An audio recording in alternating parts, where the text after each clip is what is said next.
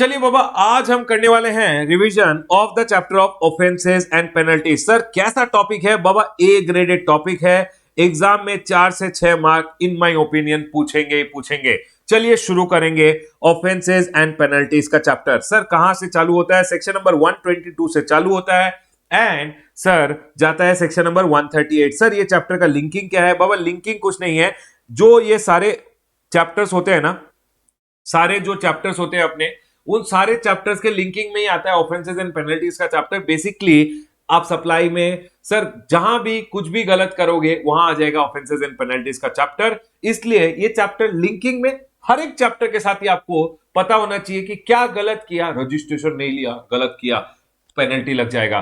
किस ऑफेंस के लिए क्या पेनल्टी है, वही है ये चैप्टर। थियोरेटिकल चैप्टर है, लेकिन चलिए एक बार क्विकली रिवाइज कर लेते हैं। सेक्शन नंबर 122 आता है पहले। सेक्शन नंबर 122 में 4 डिवीजन है। Section number 122 1, section number 122 1A, section number 122 2 and section number 122 3। Section number 122 1 बोलता है circumstances for levy of penalty on taxable person. ये टैक्सेबल पर्सन क्या होता है? जो रजिस्टर्ड होता है या लायबल टू रजिस्टर होता है, उन पे लेवी किया जाता है जब पेनल्टी, तो सेक्शन नंबर 122 1 में लेवी किया जाता है। और सर यहां पेनल्टी कितना होता है? पेनल्टी 10,000 होता है या tax involve whichever is higher. Sir tax involve बाबा, टैक्स का जो भी आप इवेजन वगैरह करने की कोशिश कर रहे थे या जो भी टैक्स आपने नहीं दिया था, 10,000 और the tax involve whichever is higher. Mind it, ये सीजीएसटी का पेनल्टी है, similar amount payable under SGST also. तो सर क्या क्या पेनल्टीज, क्या क्या ऑफेंसेस है जिसके लिए पेनल्टी लगाया जाएगा? मैंने इसको क्या किया, एक शॉर्टकट बनाया। ओ ऑफिसर बोला, ओ गैस्ट्रिक, ठीक है। तो ओ मतलब क्या होता है? ओ मतलब होता है ऑफिसर। ऑफिसर को अगर आपने ऑब्स्ट्रक्ट किया, प्रिवेंट किया फ्रॉम डिस्चार्जिंग हिज ड्यूटी, ये पेनल्टी लग जाएगा। जी मतलब गुड सर्विसेज और बोथ रिलेटेड। सर आपने सप्लाई किया विदाउट इनवॉइस, इनकरेक्ट इनवॉइस दिया, फॉल्स इनवॉइस दिया, या सर आपने invoice without supply, sir invoice दे दिया, बोगस इनवॉइस दे रहे हो, सब invoice without supply in violation of the provisions of act और रूल्स। सर सप्लाईज, ट्रांसपोर्ट्स और stores goods which are liable for confiscation, तो भी ये पेनल्टी लग जाएगा आप पे। उसके बाद बोला है अकाउंट्स रिलेटेड, अगर आपने कुछ घपला किया है। अकाउंट्स मतलब ए फॉर अकाउंट्स, मैं आपको गैस्ट्रिक का फुल फॉर्म बता रहा हूं, GAS, ठीक है। ए फॉर अकाउंट्स, अकाउंट्स में फेल्स टू कीप अकाउंट्स, आपने अकाउंट्स नहीं रखा या फिर मेंटेन नहीं किया अकाउंट्स, या retain the books of account, जितने दिन बोला है 72 मंथ्स आपने रिटेन नहीं किए और प्रोड्यूस कर दिए फेक अकाउंट्स, तो इस केस में पेनल्टी लग जाएगा। सप्रेस किया अपना turnover. T for TDS TCS related, या तो आपने डिडक्ट नहीं किया या आपने कलेक्ट नहीं किया, डिडक्टेड और कलेक्टेड लेस किया हो, या सर आपने डिडक्ट तो कर लिया, कलेक्ट कर लिया बट फेल टू पे, आपने पे नहीं किया, या तो डिडक्ट ही नहीं किया, या डिडक्ट किया तो कम डिडक्ट किया, या डिडक्ट किया तो पे नहीं किया, तो इस केसेस में पेनल्टी भी लग जाएगा।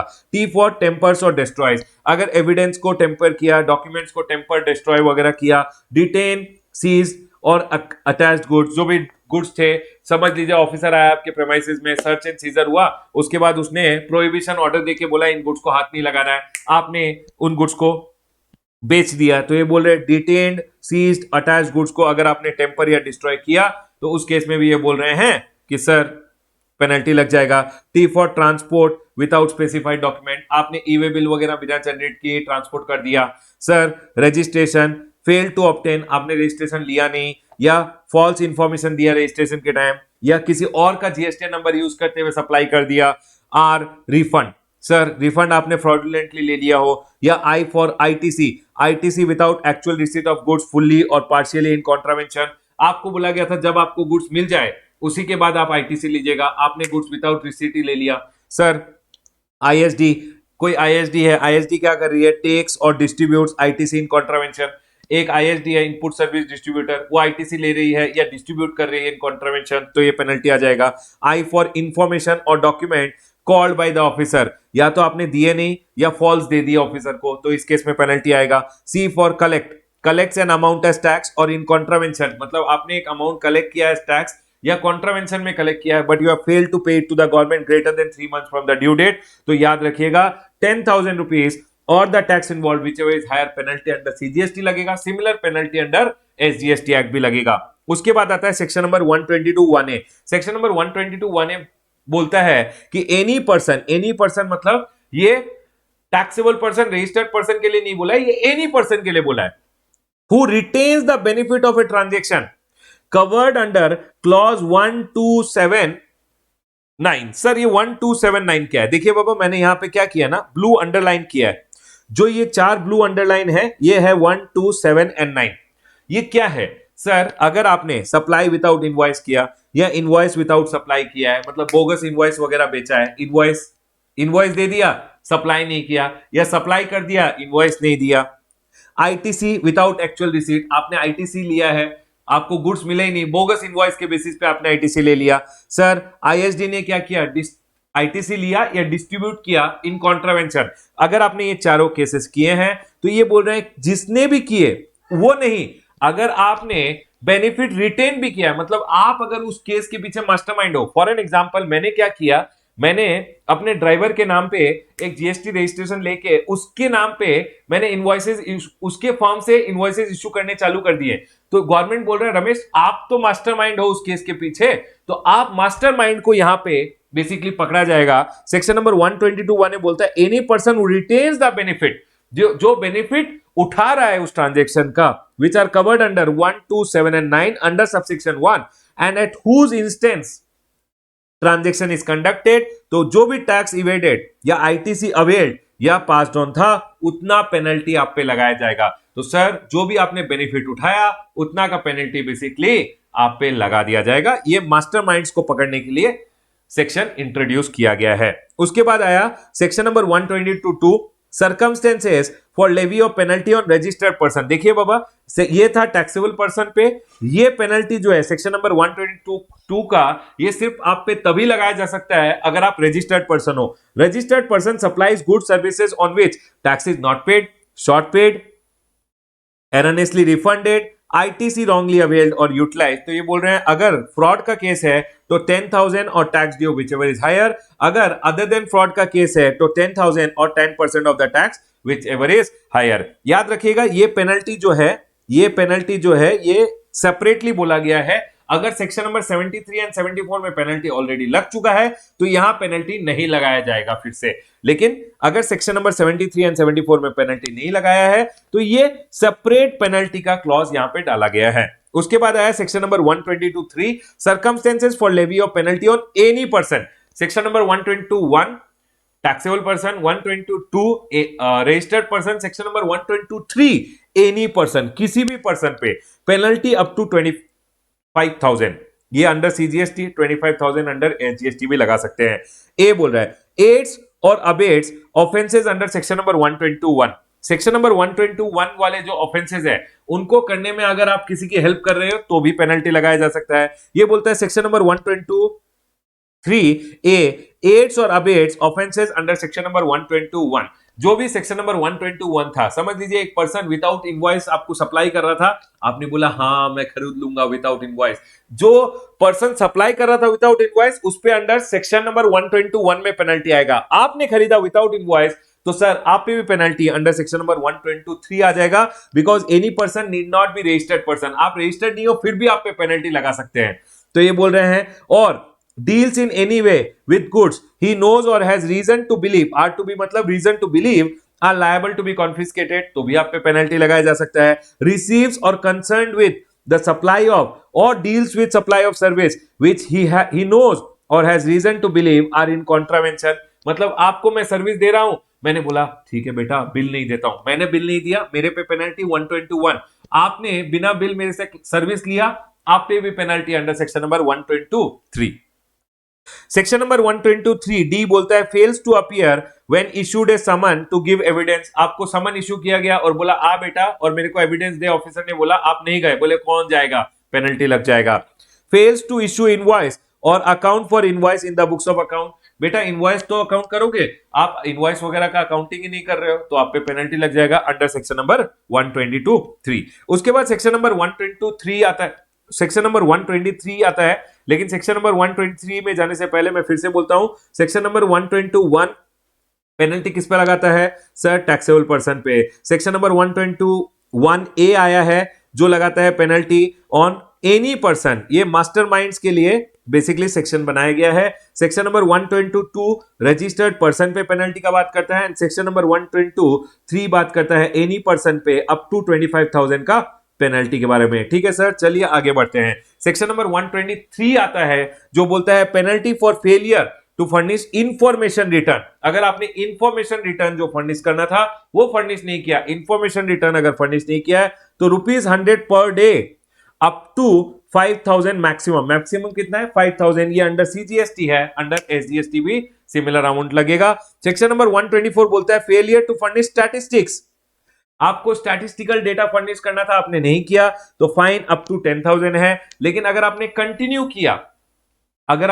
कंटिन्यू किया, उस ऑफेंस को, कंटिन्यूइंग केसेस में ₹100 per day up to a maximum of 25,000। Section number 125 बोलता है अगर कोई केस है जिसके लिए पेनल्टी कहीं नहीं बोला हुआ है, any person contravenes any act और rules plus penalty separately provided ही नहीं है कहीं पे, तो उस केस में भी अगर प्रॉपर ऑफिसर चाहे तो पेनल्टी अप टू ₹25,000 लगा सकता है। यह ऑफिसर के पास पावर है।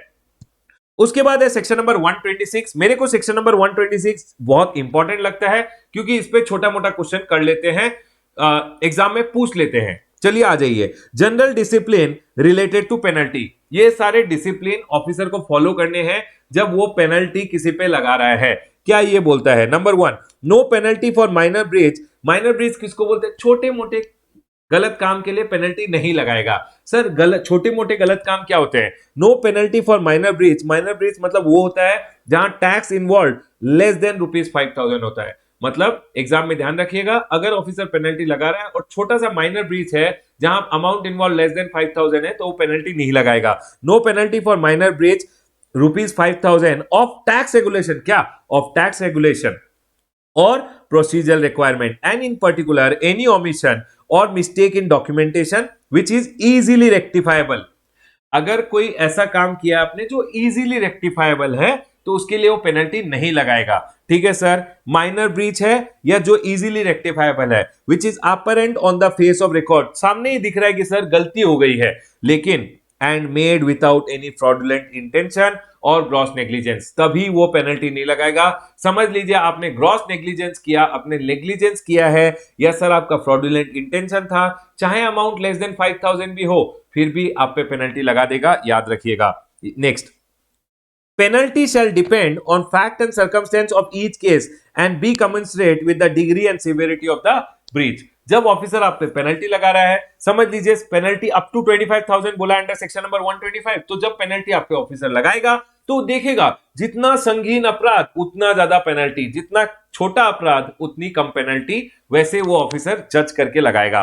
Next, no penalty without opportunity of being heard. आपको जब एक पेनल्टी का ऑर्डर दिया जाएगा कि आप पे पेनल्टी लगाया जा रहा है तो आपको एक अपॉर्चुनिटी ऑफ बीइंग हर्ट दिया जाएगा। सर अगर अपॉर्चुनिटी ऑफ बीइंग हर्ट नहीं दिया तो पेनल्टी नोटिस, पेनल्टी ऑर्डर को आप चैलेंज कर सकते हो। याद रखिएगा, पेनल्टी नहीं लगाया जा सकता without giving opportunity of being heard. Speaking order मतलब ऑफिसर जब आपको एक ऑर्डर दे रहा है, एग्जाम में पूछ लेंगे ऑफिसर ने आपको एक ऑर्डर इशू किया पेनल्टी का ऑर्डर, तो याद रखिएगा पेनल्टी का ऑर्डर हमेशा स्पीकिंग ऑर्डर होना चाहिए। Officer must specify nature of the breach and applicable law, regulation और प्रोसीजर, अदरवाइज उस पेनल्टी के ऑर्डर को चैलेंज किया जा सकता है। Voluntary disclosure may be considered as a mitigating factor when quantifying a penalty. आप गए, आपने बोल दिया सर मेरे से गलती हो गई है, प्लीज पेनल्टी मत लगाइए या कम लगा दीजिए, तो ऑफिसर उस फैक्ट को कंसीडर करते हुए कि आपने खुद सामने से आके बताया है, पेनल्टी कम लगाएगा। Next, provision of this section shall not apply where penalty is a fixed amount और a fixed percentage. For an example यहां बोला गया है 10,000 रुपीज का पेनल्टी लगेगा, ठीक है, फिक्स्ड अमाउंट 10,000 बोला हुआ है, या समझ लीजिए बोला हुआ है पेनल्टी 10% लगेगा। अब आप ऑफिसर के पास गए, सर थोड़ा बार्गेनिंग कर लेते हैं, 6.5% लगा दीजिए, 7% लगा लीजिए। नहीं, जहां पेनल्टी अप टू बोला हुआ है, for an example penalty up to 25 बोला हुआ है, यहां ऑफिसर कंसीडर कर सकता है और कम लगा सकता है। लेकिन जहां भी ऐसा अप टू नहीं बोला हुआ है, फिक्स्ड अमाउंट बोला हुआ है, वहां कोई बार्गेनिंग का स्कोप नहीं है, ऑफिसर कुछ कम नहीं करेगा। ये बोला है यहां पे कि sir provision of this section मतलब सेक्शन नंबर 126 तभी एप्लीकेबल होगा जहां पेनल्टी फिक्स्ड अमाउंट नहीं बोला हुआ है। ठीक है सर, चलिए आगे बढ़ते हैं। सेक्शन नंबर 129 में आ जाइए। सेक्शन नंबर 129 बोलता है detention, seizure, and release of goods and conveyance in transit. आप जा रहे थे रास्ते में, आपको ऑफिसर ने रोका, very very important section for exam, section number 129। आप रास्ते में जा रहे थे, ऑफिसर ने आपको रोका, बोला टैक्स इनवॉइस दिखा, आपके पास टैक्स इनवॉइस नहीं था। फॉर एन एग्जांपल, आपके पास टैक्स इनवॉइस था, ई वे बिल नहीं था। आपने दिखाया टैक्स इनवॉइस और ई वे बिल भी, लेकिन ई वे बिल सही नहीं था, या तो टैक्स इनवॉइस नहीं था, गए बेटा सेक्शन नंबर 129 में डिटेंशन और फिर गुड्स को सीज कर लिया जाएगा। टैक्स इनवॉइस था, ई वे बिल नहीं था, टैक्स इनवॉइस था, ई वे बिल गलत ई वे बिल था। तो ये बोल रहे हैं कि sir goods and conveyance after detention and seizure, आपके गुड्स को अगर आपने बिना डॉक्यूमेंट लेके जा रहे हो, याद रखिएगा detention and seizure and release of goods and conveyance in transit, section number 129 क्या डील करता है। आप रास्ते में जा रहे थे, ऑफिसर ने रोका, टैक्स इनवॉइस नहीं था समझ लीजिए, ई वे बिल नहीं था, गलत ई वे बिल था, कुछ भी डॉक्यूमेंट अगर सही नहीं था तो आपको रोका जाएगा। रोकने के बाद आपके गुड्स को सीज कर लिया जाएगा, गवर्नमेंट उसका पोजीशन ले लेगी। अब छुड़वाना है तो पेनल्टी देना पड़ेगा। Goods and conveyance after detention और seizure shall be released if owner comes forward, या तो ओनर, समझ लीजिए ये गुड्स को रोका गया, अब ओनर बोला कि ठीक है मैं सामने आ जाता हूं, ओनर बोला मैं इज्जतदार आदमी हूं, मैं सामने नहीं आऊंगा, तो दोनों ही केस में अलग अलग पेनल्टी है। अगर ओनर सामने आया या ओनर सामने नहीं आया, अगर ओनर सामने आया तो पहले तो जो भी गुड्स पे टैक्स एप्लीकेबल है टैक्स दे दो, पहले आपसे टैक्स ले लेंगे, प्लस उसके बाद पेनल्टी लेंगे which is 100% of the tax payable, जो भी 100%, समझ लीजिए आपके गुड्स पे एप्लीकेबल था 10,000 का टैक्स, तो 10,000 का पेनल्टी भी आपको देना पड़ेगा, जो भी टैक्स पेएबल था आपके गुड्स पे। आपने क्या किया, आपने एक इनवॉइस इशू किया, आपने गुड्स को भेज दिया, ई वे बिल इशू करना भूल गए, रास्ते में ऑफिसर ने रोक लिया, तो सर जो भी उस इनवॉइस में जो भी टैक्स अमाउंट है पहले वो तो लेंगे, प्लस इक्वल अमाउंट का पेनल्टी भी आपसे ले लेंगे। सर समझ लीजिए मेरे गुड्स एग्जम्प्टेड थे, एग्जम्प्टेड गुड्स थे, उस पर कोई टैक्स ही नहीं था, तो ये बोल रहे हैं अगर एग्जम्प्टेड गुड्स था और प्रॉपर डॉक्यूमेंट नहीं है तो पेनल्टी हम लगाएंगे, टैक्स तो है ही नहीं लेकिन पेनल्टी हम लगाएंगे 2% of the value of the goods और 25,000 व्हिचएवर इज लोअर, ध्यान रखिएगा। नेक्स्ट, सर अगर ओनर सामने नहीं आया, ओनर सामने नहीं आया, ऑफिसर को आएगा और गुस्सा, और ऑफिसर लगाएगा टैक्स अमाउंट प्लस पेनल्टी तो लगाएगा ही, पेनल्टी कितना लगाएगा सर 50% ऑफ द, देखिए टैक्स तो आपसे लेगा ही, एप्लीकेबल टैक्स तो लेगा ही, पेनल्टी कितना लेगा, पेनल्टी लेगा 50% of the value of the goods minus tax amount paid, जो भी उस गुड्स पे टैक्स दिया हुआ है वो टैक्स अमाउंट को डिडक्ट कर देगा। तो पहले आपसे टैक्स भी लेगा plus penalty 50% of the value of the goods minus the tax amount paid. अगर एग्जम्प्टेड गुड्स है 5% of the value of the goods और 25,000 व्हिचएवर इज लोअर, ठीक है सर। उसके बाद आ जाइए, अगर आप पे ये जो डिमांड ऑर्डर उसने इशू किया, आपको रोका गया, आपको एक शोकॉज नोटिस देंगे, फिर डिमांड ऑर्डर दे देंगे ये पेनल्टी बोल के, आप अगर दे दिए वो amount within how many days, 14 days, तो ठीक है। अगर नहीं दिया, if demand unpaid within 14 days, confiscation proceeding, देखिए सीजर का मतलब होता है आपके गुड्स को पकड़ के रख लिया, सिर्फ अपने पास पोजीशन लिया है उन्होंने। अब अगर आपने 14 दिन में ये डिमांड का पेमेंट नहीं किया तो ओनरशिप भी गवर्नमेंट को ट्रांसफर हो जाएगा।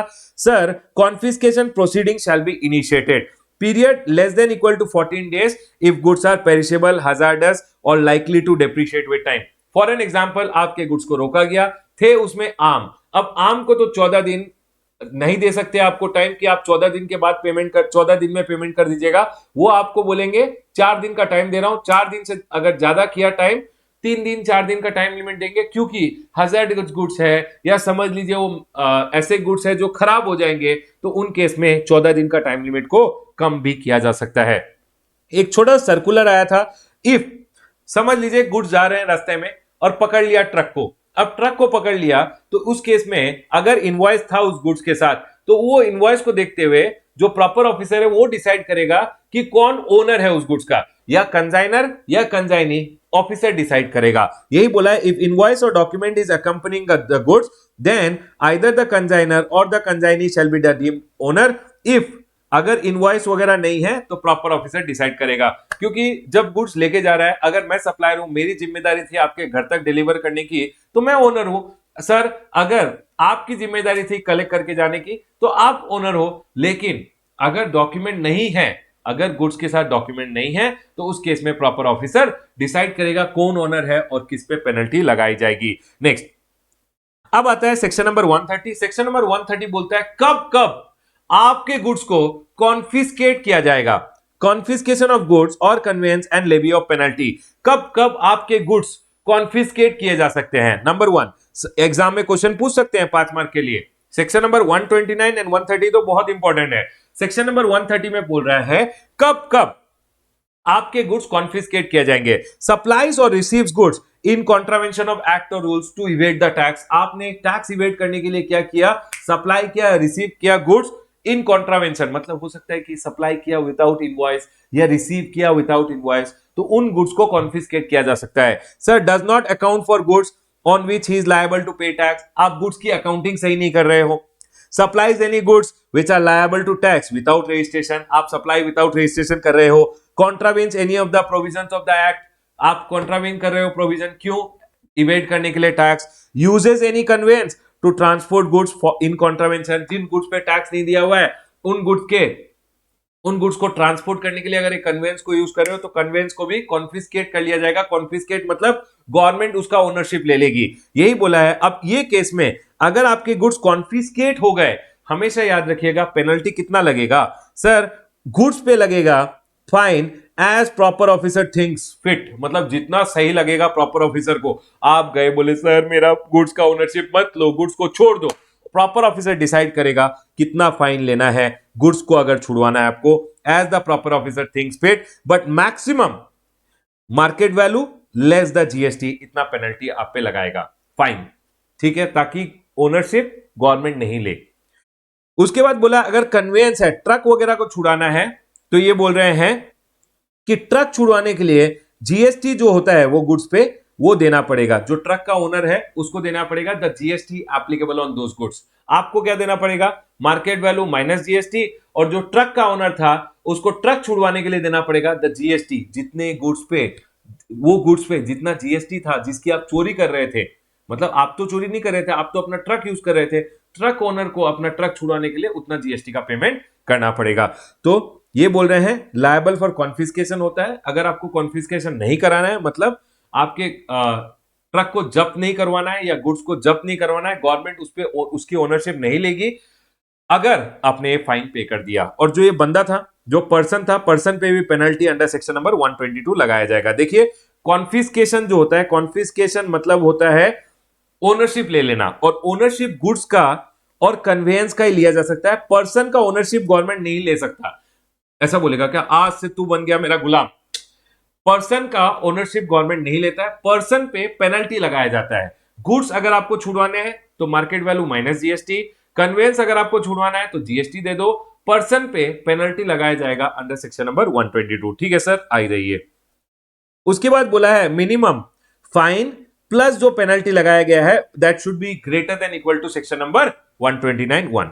Confiscation order of goods, conveyance and penalty shall be issued after giving opportunity of being heard. हमेशा जब भी ऑर्डर वगैरह इशू होता है आपको अपॉर्चुनिटी ऑफ बीइंग हर्ड दिया जाता है, वो नेचुरल जस्टिस है। नेक्स्ट नोट, कॉन्फिस्केटेड गुड्स और conveyance to be disposed of after giving 3 months का टाइम। आपको 3 महीने का टाइम दिया जाएगा। एक बार कॉन्फिस्केशन का ऑर्डर दे दिया है, पे कर दे, कॉन्फिस्केशन का फाइन पेनल्टी जो भी है पे कर दिया तो ठीक, नहीं तो 3 महीने में गुड्स ट्रक वगैरह को बेच दिया जाएगा। ठीक है सर, चलिए आ जाइए सेक्शन नंबर 132 में। सेक्शन नंबर 132 बोलता है कि अगर ये ऑफेंसेस किए तो बेटा पेनल्टी तो छोड़, जेल में भी डालेंगे। यही बोला है पनिशमेंट फॉर सर्टेन ऑफेंसेस। देखिए जो मैंने अरेस्ट पढ़ाया अंडर सेक्शन नंबर 69, अरेस्ट मतलब आपका फ्री मूवमेंट बंद कर दिया जाता है। सर तो ये पनिशमेंट क्या होता है? अरेस्ट होता है खाली आपका फ्री मूवमेंट बंद करना, आपको जेल में डाल देना, और जेल वाले ये जो कपड़े होते हैं ये दे देना, उसको बोलते हैं इम्प्रिजनमेंट। सर इम्प्रिजनमेंट कब कब किया जाता है?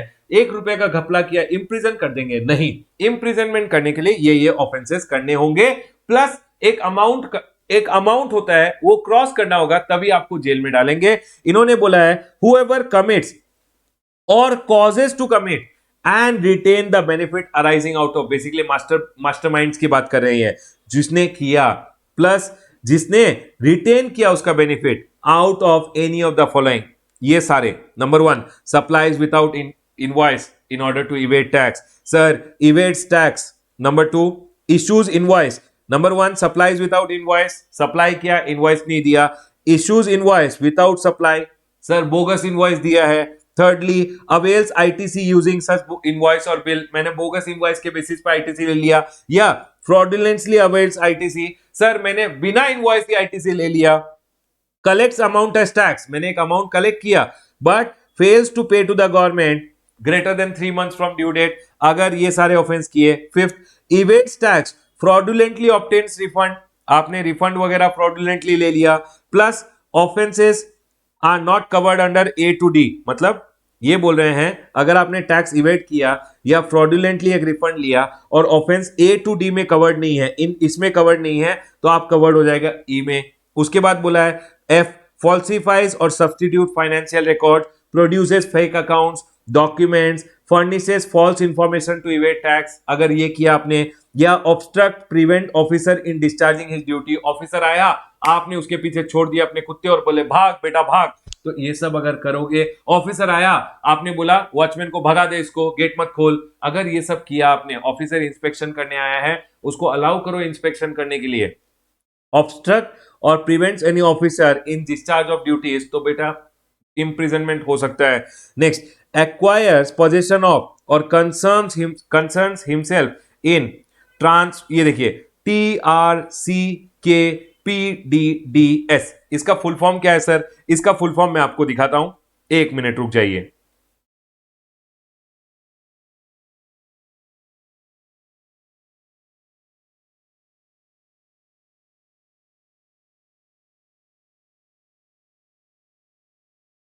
ओके देखिए, ये जो है यहां पे वर्ड TRCKPDDS, ये यूं तो याद होता नहीं है लेकिन फिर भी मैंने ये यहां पे लिखा है, अगर आपको याद करना है तो आप कर लीजिएगा. Transporting removing, depositing, keeping, concealing, supplying, purchasing और in any other manner deals with any goods. तो ये बोल रहा है अक्वायर्स पोजेशन ऑफ, आपने पोजेशन लिया ऑफ, और एनी वेज कंसर्न हिमसेल्फ, आप कंसर्न हो in transporting, removing, depositing, keeping, concealing, supplying, purchasing or any other manner deals with any goods he knows or has reason to believe are liable for confiscation, तो आपको भी jail में डाल दिया जा सकता है.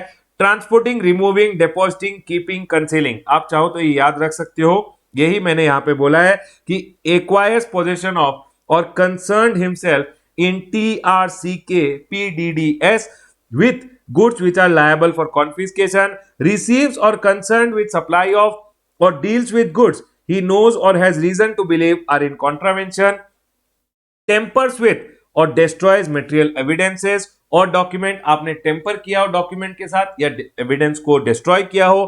Fails to supply any information under the act और सप्लाइज फॉल्स, जो इंफॉर्मेशन आपको सप्लाई करना था आपने नहीं किया या आपने फॉल्स इंफॉर्मेशन दिया हो. सर अटेम्प्ट्स टू कमिट और abet the commissioning of A to K, आपने या तो किया है या आपने किसी को हेल्प किया है जो ए से लेके के तक के ऑफेंसेस है. आपने अटेम्प्ट टू कमिट और abet the commissioning of offence, मतलब आपने किसी को हेल्प वगैरह किया है तो आप भी आ जाओगे पेनल इंप्रिजनमेंट में. कितना लगेगा सर? देखिए अगर आपने ये सारे ऑफेंसेस किए हैं और amount involve greater then 5 crore rupees है तो सर जेल जाओगे. जेल बाबा, जेल वाले कपड़े भी मिलेंगे फ्री फ्री फ्री, तो बोल रहे हैं जेल जाओगे up to 5 year plus fine भी लगेगा. फाइन और जेल जो है वो मिनिमम 6 महीने का होगा. तो सुनिए सर, पहले तो अप टू 5 ईयर, लेकिन मिनिमम जेल कितना है? 6 महीने का, प्लस फाइन भी लगेगा. सर ये फाइन क्या है? पेनल्टी बाबा, ये सेक्शन नंबर 122 वाला पेनल्टी भी लगेगा, प्लस जेल भी जाओगे. ठीक है सर. अगर amount involve greater than 2 crore up to 5 crore है, अप टू 3 साल जेल, लेकिन मिनिमम 6 महीना जेल जाओगे, प्लस फाइन भी लगेगा. ठीक है. Greater than 1 year up to greater than 1 crore up to 2 crore अगर है तो 1 साल जेल जाओगे, मिनिमम 6 महीना है, प्लस फाइन तो लगेगा ही. तो जेल मिनिमम 6 महीना है तीनों ही केस में. मतलब सर बिलो अगर 1 करोड़ रुपया है तो मैं जेल नहीं जाऊंगा. हाँ बाबा, बिलो 1 करोड़ आप जेल नहीं जाओगे. उसके बाद एक बात ध्यान रखिएगा, कमिट्स और abets the commissioning of FGJ.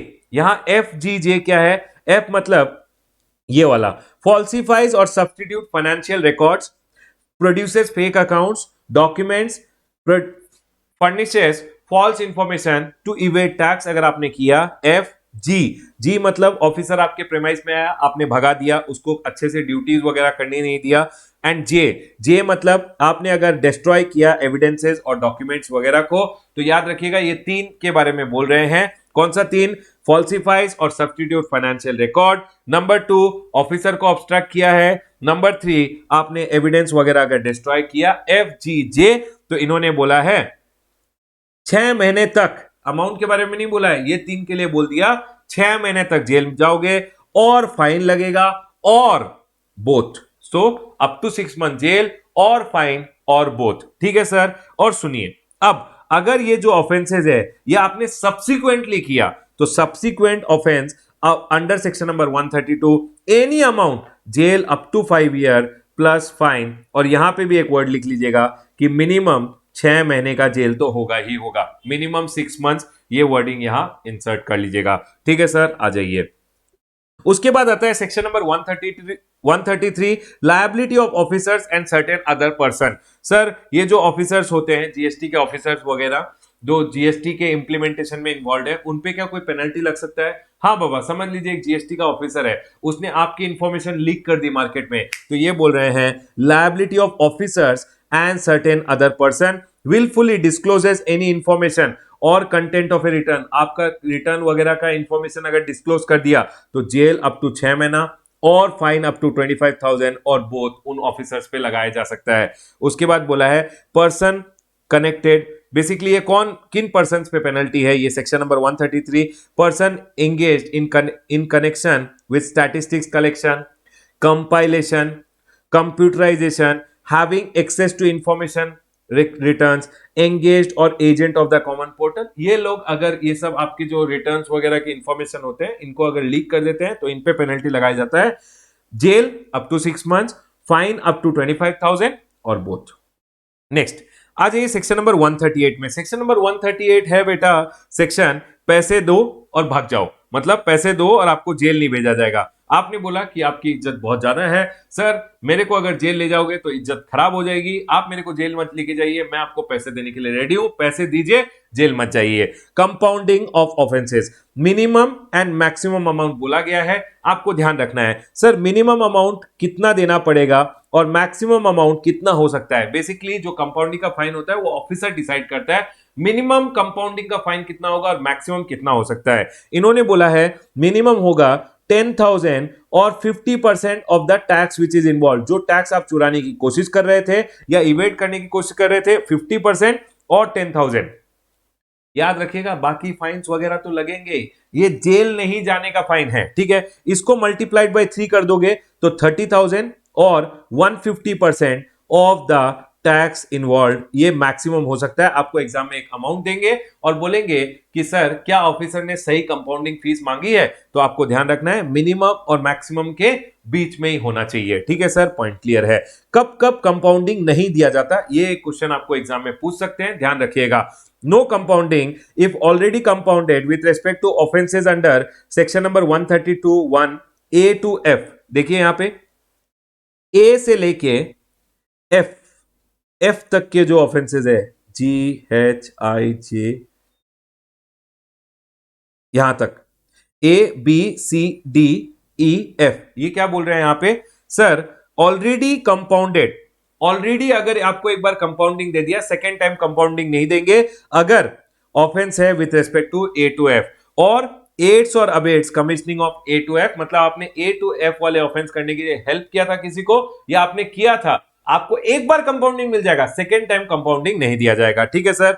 Be any offence other than A above, मतलब इन सारे ऑफेंसेस को छोड़ के A to F वाले ऑफेंस को छोड़ के अगर आपने कोई और ऑफेंस किया जिसके लिए आपको जेल भेजने वाले थे, तो ये क्या बोल रहे हैं, एनी ऑफेंस अदर देन ए अबव, मतलब A to F को छोड़ के, in respect of supplies of value greater than 1 crore, मतलब वैल्यू ऑफ सप्लाई कितना, greater than 1 crore. If allowed compounding earlier, एक बार कंपाउंडिंग दे दिया दूसरी बार कंपाउंडिंग नहीं दिया जाएगा, provided value of supply is greater than 1 crore. Third, accused of committing an offence under this act which is also an offence under any other law, मतलब आपने कोई offence किया है अंडर जीएसटी एक्ट और वो कोई और अदर लॉ में भी ऑफेंस है तो आपको कंपाउंडिंग नहीं दिया जाएगा। Next, person convicted by the court, court ने एक बार आपको कन्विक्ट कर दिया, उसके बाद आपको कोई कंपाउंडिंग नहीं मिलेंगी। Person accused in section number 132(1) GJK, section number 132(1) G obstruct किया ऑफिसर को, जे टेम्पर किया एविडेंस को, या sir fails to supply any information which you are required to supply, या फॉल्स इंफॉर्मेशन दिया, FGJ के लिए कोई कंपाउंडिंग नहीं दिया जाएगा। Person accused in section number 132(1) GJK, sorry GJK, G obstruct, J tampers, K fails to supply any information which you are required, in cases में कोई कंपाउंडिंग नहीं दिया जाएगा। याद रखिएगा बाबा, कुछ नहीं कर सकते। देखिए ये चैप्टर ऐसा है, हेलमेट नहीं पहना 500 का फाइन, फुटपाथ पे चलाया 1000 रुपीज का fine, there is nothing which can be done other than कि मैंने ट्राई किया है ये चैप्टर को कंप्रेस करने का एक पेज में ताकि आपको याद हो जाए, राइट एवरीवन। लेकिन ये चैप्टर एग्जाम में पूछ लेते हैं, 4 से 6 मार्क के लिए ए ग्रेडेड चैप्टर है, प्लीज अच्छे से पढ़ के जाइएगा। यहां मैं अपना discussion with respect to offences and penalties close करता हूं। 2 से 3 बार रिवीजन को अच्छे से सुनिएगा, प्लस क्वेश्चन आंसर सॉल्व कीजिएगा, 100% आप एग्जाम में क्वेश्चन कर पाओगे, राइट एवरीवन। यहां मैं अपना discussion with respect to offences and penalties close करता हूं।